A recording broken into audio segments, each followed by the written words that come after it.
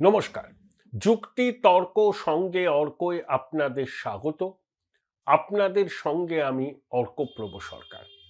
প্রথমে বলে রাখি, আপনারা যারা আমার এই অনুষ্ঠান দেখেন তাদের কাছে আমি কৃতজ্ঞ। যেভাবে আপনারা আমার সহযোগিতা করছেন তার জন্য সত্যিই আমি কৃতজ্ঞ। আপনারা আমার এই ভেঞ্চারের সঙ্গে যদি নিজেদের যুক্ত করতে চান তাহলে যে ডিভাইসেই এই অনুষ্ঠান দেখুন না কেন, সাবস্ক্রাইবার বাটনের পাশে যে থ্যাঙ্কস বাটন আছে সেখানে একটা ক্লিক করলেই সুপার থ্যাঙ্কস এবং আপনাদের সহায়তা আমার কাছে পৌঁছে যাবে। আজকে আপনারা আমাকে সানগ্লাস পরে প্রতিবেদন করতে দেখছেন, এর পিছনে একটা চিকিৎসকদের পরামর্শ আছে। একটা সামান্য সমস্যাও ছিল চোখের, সেটা মিটে গেছে। ডাক্তারবাবু বলেছেন আরো কয়েকদিন এই সানগ্লাসটা পরে বেরোতে হবে। তাই ডাক্তারবাবুর কথাকে শিরোধার্য করেই এই রোদ চশমা পরেই আপনাদের সামনে হাজির হয়েছে। দেখুন, বাংলাদেশের পরিস্থিতি ক্রমশ জটিল থেকে জটিলতর হচ্ছে।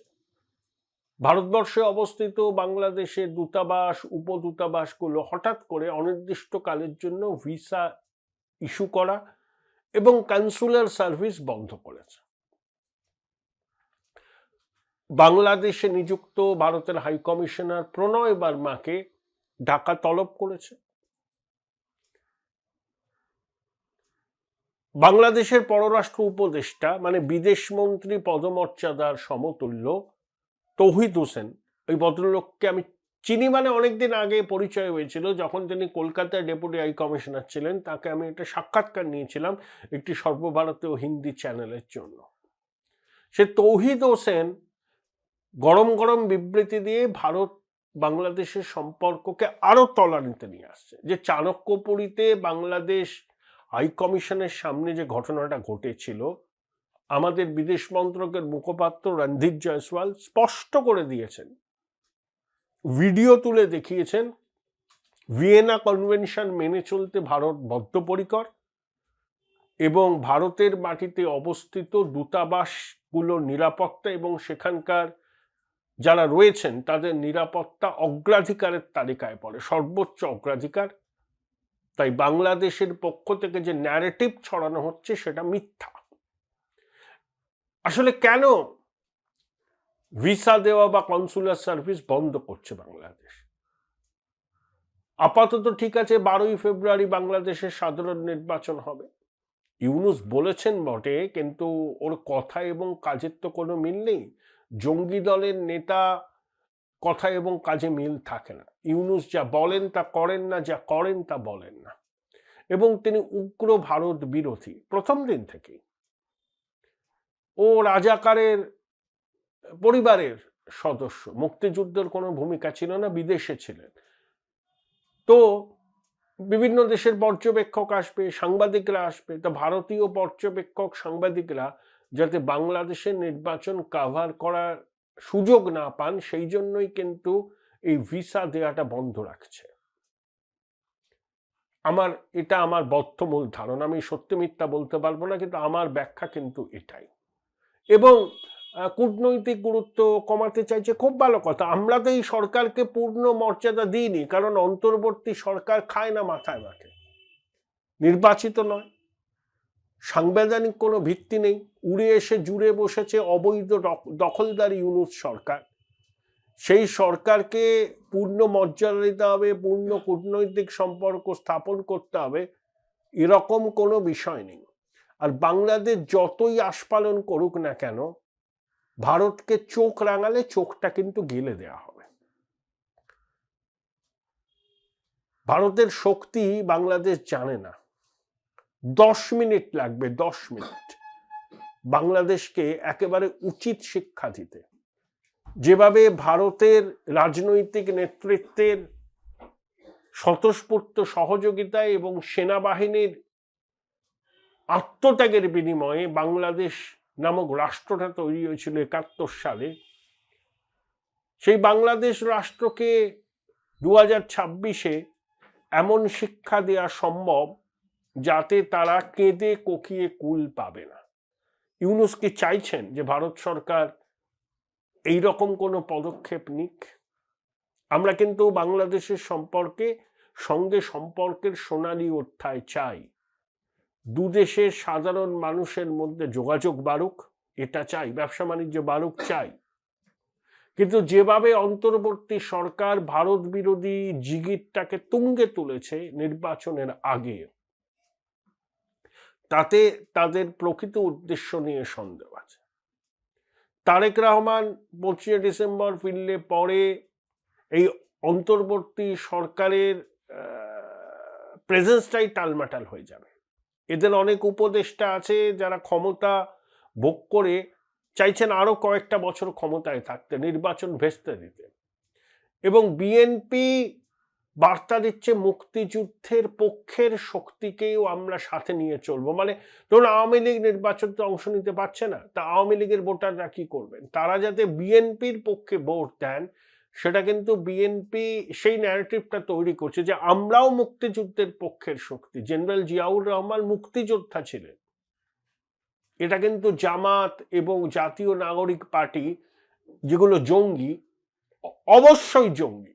জামাত মুক্তিযুদ্ধের বিরোধী শক্তি, পাকিস্তানের পাঁচটা দালাল, আর জাতীয় নাগরিক পার্টি হচ্ছে ইউনূসের দল, কিংস পার্টি, এবং জামাতের মতাদর্শকেই এরা অনুসরণ করে। এরা কিন্তু বিএনপিকেও সন্দেহের চোখে দেখছে, কারণ এবারের নির্বাচনে বিএনপির ক্ষমতায় আসার সম্ভাবনা 16 আনার উপর 18 আনা। তাহলে বিএনপি ক্ষমতায় আসলে পরে কিন্তু এই অরাজকতা বাংলাদেশে থাকবে না। একটা নির্বাচিত সরকার আসলে পরে একটা স্থায়িত্ব হবে। কিন্তু এখনো পর্যন্ত শেষ পর্যন্ত কি হবে সেটা স্পষ্ট করে বলা যাচ্ছে না। অনেক রকম সম্ভাবনা উঁকি মারছে। আমাদের পড়োশী বাংলাদেশ 2200 কিলোমিটার সীমানা আছে, স্থল সীমানা, জল সীমানা, এবং বাংলাদেশে কিছু ঘটনা ঘটলে পশ্চিমবঙ্গে তার অভিঘাত পড়বে। যেমন দীপু দাসকে মৌলবাদী জঙ্গিরা, র্যাডিক্যাল ইসলামিস্টরা যেভাবে পুড়িয়ে হত্যা করেছে, তার অভিঘাত এই পশ্চিমবঙ্গে মারাত্মকভাবে পড়েছে, বিশেষত হিন্দু মননে, যারা উদ্বাস্তু হিসাবে এক কাপড়ে দেশ ছেড়েছিলেন। তারা জানেন দেশ ছাড়ার যন্ত্রণা, কেন তারা দেশ ছেড়েছিলেন সেটাও তারা তো জানেন, এবং তারা তখনকার পরিস্থিতির সঙ্গে এখনকার পরিস্থিতিও মিলাতে পারছেন। সেই একই এথনিক ক্লিনজিং, হিন্দুরা হচ্ছে যত নষ্টের গোড়া বাংলাদেশের, ওদেরকে তাড়াও, ওদের সম্পত্তি বেদখল করো, ওদের মাতৃশক্তির উপর অত্যাচার করো, যাতে ওরা বাধ্য হয় জলের দরে সম্পত্তি বেচে পৈতৃক প্রাণটুকু হাতে নিয়ে ভারতবর্ষে আসতে। এভাবেই এসছেন লক্ষ লক্ষ উদ্বাস্তু শরণার্থী, জীবন সংগ্রামে যুঝে তারা এখন অনেকে প্রতিষ্ঠিত। তাদের মননে এবং পশ্চিমবঙ্গের এবং ভারতবর্ষের হিন্দু মননে দীপু দাসের ঘটনা কিন্তু আলোড়ন তৈরি করেছে। শুধু দীপু দাস তো সাম্প্রতিক অতীতে। আচ্ছা, যশোরেশ্বরী কালী মন্দিরে প্রধানমন্ত্রী মা কালীকে সোনার মুকুট দিয়েছিলেন, চুরি হয়ে গেছে। রানা দাশগুপ্তকে মনে আছে আপনাদের? হিন্দু বৌদ্ধ খ্রিস্টান ঐক্য পরিষদের সভাপতি, অশীতিপর আইনজীবী, তার বিরুদ্ধে খুনের মামলা হয়েছে। চিন্ময় প্রভু এখনো জামিন পাননি। একটা একটা ইস্কন দল দৈরা দৈরা জবাই কর, এই স্লোগান উঠছে। তাহলে হিন্দুরা কার্যত সেকেন্ড ক্লাস সিটিজেন, নিরাপত্তাহীনতায় ভুগছেন। মাতৃশক্তি কপালে সিঁদুর পড়তে পারছেন না, মাথায় সিঁদুর পড়তে পারছেন না, বৈষ্ণবরা কণ্ঠীর মালা সঙ্গে রাখতে পারছেন না, তৌহিদি জনতা ঝাঁপিয়ে পড়ছে, খুন হয়ে যাচ্ছেন, মব কিলিং হচ্ছে।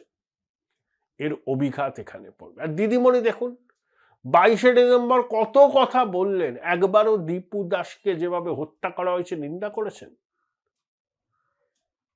নিন্দা তো করেননি। তোষণ করতে করতে করতে করতে সর্বকালীন রেকর্ড ব্রেক করে দিয়েছেন দিদিমণি।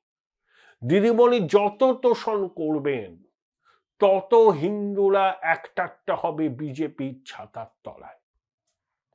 তাদের বাংলাদেশের 2024 জুলাই অগাস্ট গণ অভ্যুত্থান, পরিকল্পিত হিন্দু নিধন, চট্টগ্রামে হাজারীগলির ঘটনা, সাম্প্রতিক দীপু দাসের ঘটনার প্রভাব অনস্বীকার্য। তার উপরে আছে মালদার মোথাবাড়ি, মুর্শিদাবাদের শামসেরগঞ্জের ঘটনা। রাধা গোবিন্দ দাস, চন্দন দাসের আত্মা শান্তি পায়নি। Join Indian Institute of Hotel Management now. Right choice, right decision. Pahalgam এর সব অভিঘাত পড়বে পশ্চিমবঙ্গের রাজনীতিতে এবং ভোটের ময়দানে, এবং হিন্দুরা এক ছাতার তলায় আসবেন। হিন্দুরা ওই রকম ভাবে তো ভোট দেন না। এবার কিন্তু 100টার মধ্যে প্রায় 67-68টা হিন্দু ভোট বিজেপি পাবে, যেটা লোকসভা নির্বাচনে 100টার মধ্যে 55টা হিন্দু ভোট তারা পেয়ে প্রায় 40% ভোট পেয়েছিল। এবার 100টা হিন্দু ভোটের মধ্যে 67 থেকে 68টা ভোট বিজেপি পাবে। বিভিন্ন সমীক্ষক সংস্থার রিপোর্টে এটা চলে এসছে। আবার 100টার মধ্যে 91টা মুসলিম ভোট কিন্তু এবার মমতা পাবেন না, কমবে, বিশেষ করে মালদা, মুর্শিদাবাদ, দিনাজপুরে। মালদায় তৃণমূলের খাতা খোলার মতো জায়গায় নেই। বিজেপিকে খুব স্ট্র্যাটেজিক্যালি প্রচারটা করতে হবে, পোলারাইজিং ফিগারকে প্রচারে আনা যাবে না। মালদাতে বিজেপির আসন বাড়বে, কংগ্রেসের আসন বাড়বে, তৃণমূল খাতা খুলতে পারবে না। হুমায়ুনের নতুন দল হয়েছে, অনেক সময় বাকি হুমায়ুনকে অ্যাসেস করার জন্য, কিন্তু হুমায়ুন মুর্শিদাবাদে তৃণমূলের ক্ষতি করবেন। কতটা ক্ষতি করবেন সেটা এই মুহূর্তে বলতে পারছি না, কিন্তু ক্ষতি করবেন। তাই 100টার মধ্যে 91টা মুসলমান ভোট যেভাবে 2021-এ তৃণমূলের ঝুলিতে গেছিল, এবার কোনো অবস্থাতেই সেটা হবে না। কারণ মুসলমান ভাইয়েরা বুঝে গেছেন যে বিজেপি দাঙ্গা বাড়াবে, বিজেপি দেশ থেকে তাড়িয়ে দেবে মুসলমানদের, এই ন্যারেটিভ আর মানুষ নিচ্ছে না। 12 বছরের কাছাকাছি কেন্দ্রে বিজেপি বা এনডিএ সরকার আছে, দাঙ্গা হয়নি, কাউকে তাড়ানো হয়নি। সিএ মানব না, সিএ আইন হয়ে গেছে, নাগরিকত্ব পাচ্ছেন। ওয়াকফ সংশোধনী আইন মানব না বলে মুসলমানদের সঙ্গে কার্যত বিশ্বাসঘাতকতা করলেন বঙ্গেশ্বরী। পিবি সেলিমকে বললেন যে সব ওয়াকফ সম্পত্তি umid.gov.in পোর্টালে আপলোড করতে হবে। এই ওয়াকফ সংশোধনী আইনের প্রতিবাদে হরগোবিন্দ দাস আর চন্দন দাসের রক্ত ঝরেছিল। এগুলো খুব ভোলেনি তো বাংলার মানুষ, বাংলার সনাতনীরা। আর দিদিমণি তোষণকে তো শিল্পের পর্যায়ে নিয়ে গেছেন, তার ফল ভুগতে হবে এবার তৃণমূলকে। ওই চিরদিন কাহারও সমানো নাহি যায়, হিন্দুরা এবার একটা হচ্ছে। এটা কিন্তু বাঙালি হিন্দুর শেষ লড়াই। পশ্চিমবঙ্গের জনবিন্যাসের যেভাবে পরিবর্তন হয়েছে, একদিন যে পশ্চিমবঙ্গ বাঙালি হিন্দুদের হোমল্যান্ড, সেই পশ্চিমবঙ্গে বাঙালি হিন্দুরা অস্তিত্বের সংকটে ভুগতে পারেন এখনই যদি গণতান্ত্রিক পদ্ধতিতে পদক্ষেপ নেওয়া না যায়। তাহলে আগামী 4-5 দশক পরে বাঙালি হিন্দুরা পশ্চিমবঙ্গে সংখ্যালঘু হবে। এটা হিন্দু মননকে আন্দোলিত করেছে। সেকুলার, লিবারাল হিন্দুরা যারা এই বিষয়টাকে এতটা গুরুত্ব আগে কখনো দেননি, তারা দিচ্ছেন। এবং বাংলাদেশের ঘটনা, অভিঘাত পশ্চিমবঙ্গের রাজনীতিতে যত দিন যাচ্ছে তত তীব্র হবে, এবং এরা বঙ্গেশ্বরীকে সিংহাসনচ্যুত করার মতো জায়গাতেও পৌঁছতে পারে।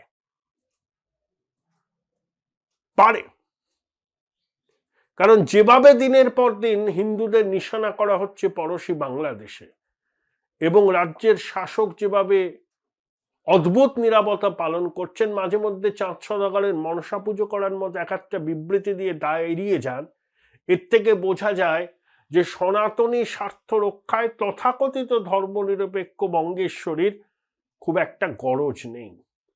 তিনি ভোট ব্যাংকের পলিটিক্স করেন, ওই 100টার মধ্যে 91টা ভোট যাতে নিশ্চিত করা যায় সেটার জন্যই তিনি মরিয়া।